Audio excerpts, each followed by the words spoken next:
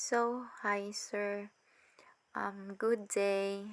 Um, Nindot jud kaayo ang palibot no. Sama sa kanindot sa adlaw gyud nako karon. Karon ako ang gitiwas og guna ang kanang ako ang garden kay para matamnan na jud siya.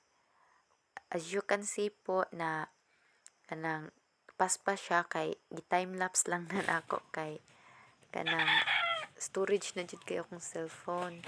So next kay pagkahuman ako guna kay gilabay na nako ang mga garbage. Next ana, so limpyo na. Indot jud kaayo tan-awon uy kung ikaw na kay imong kagalingon nga garden jud ba. Grabe. So in the next week, indot jud kaayo ang palibot, indot jud kaayo ang panahon.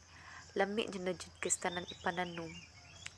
So karon kay limpyo na, nagsugod na ko diri og count.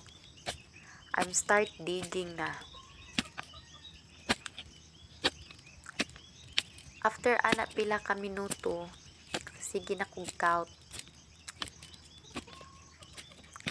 Ako na nanggi kanang palawman gamay kay para mabutangan sa jug fertilizer.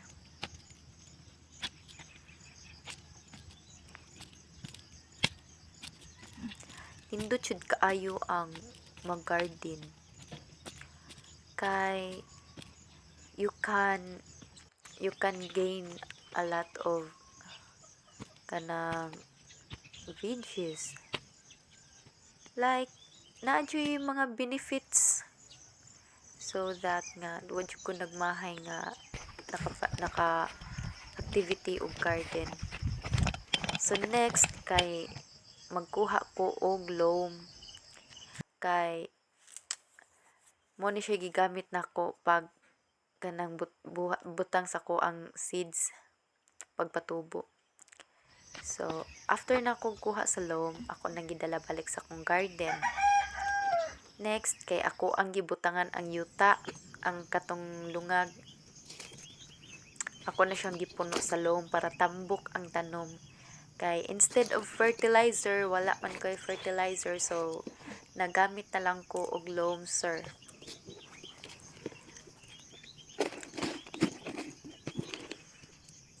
Nindot jud kaayo gamiton ang loam kay like for example kanang uling pwede na siya kay igtubo man jud ana niya, tambok jud kaayo og gawas. Manang dili jud kayo kamahayan pod nga mogamit sa uling nga kanang yuta, kanang itom na yuta. Next is mag-start na ko og tanom. So gipilian pa nako atong gagmay. Kani diri nga area kay tulo ni siya kanang area. Tapos I realize ba na lungag mas nindot man sad no nga naapugoy ako ang kaugalingon nga gardening kay ako ang mama ang kanang duha dira nga area kay iyahan nagi-garden. So I realize sad nga nganong dili na ako testingan nga mag-garden nga maka-benefits man pud ko ani, makasud-an pa.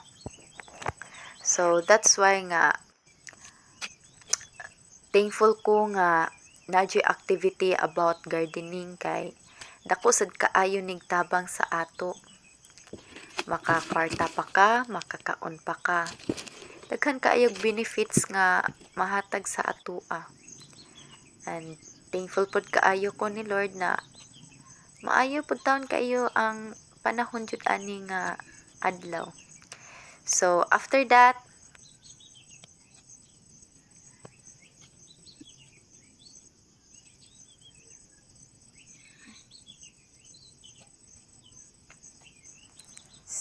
human ako og pananom and this is the result after nako nga pagtanom.